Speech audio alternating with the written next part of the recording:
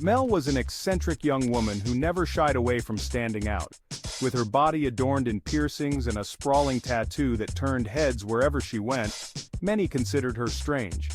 But nothing shocked her friends and family more than when she decided to adopt a massive python as her pet. Mel named the python Fang, and unlike conventional pets, he was quiet, required minimal care, and certainly didn't bark like an overzealous dog. Though her relatives and friends voiced their concerns, Mel brushed them off with a mysterious smile.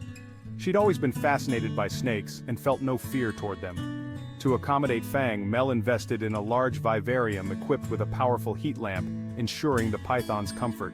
But as time went on, she began to feel a barrier between her and her scaly companion. Wanting to bond more deeply, she started letting Fang out of the vivarium every evening. Fang would stretch out across her bed, sometimes curling around her legs or lying alongside her entire body. Mel found this strangely comforting.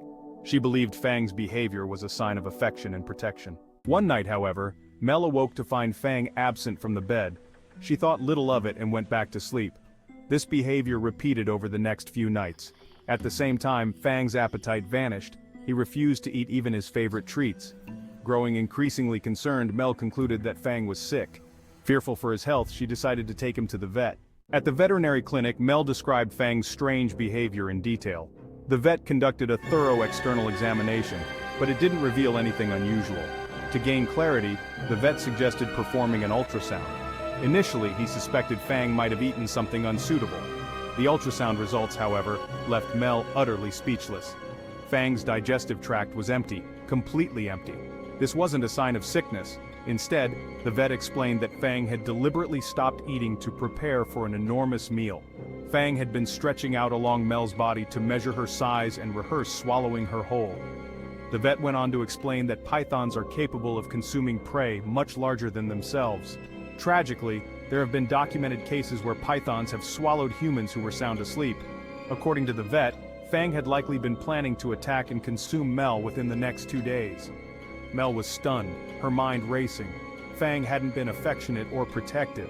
He had been calculating, viewing her as prey. The realization was devastating, and it shattered the bond she believed they shared. Despite the horrifying revelation, Mel made a decision that might seem surprising to some. She didn't get rid of Fang.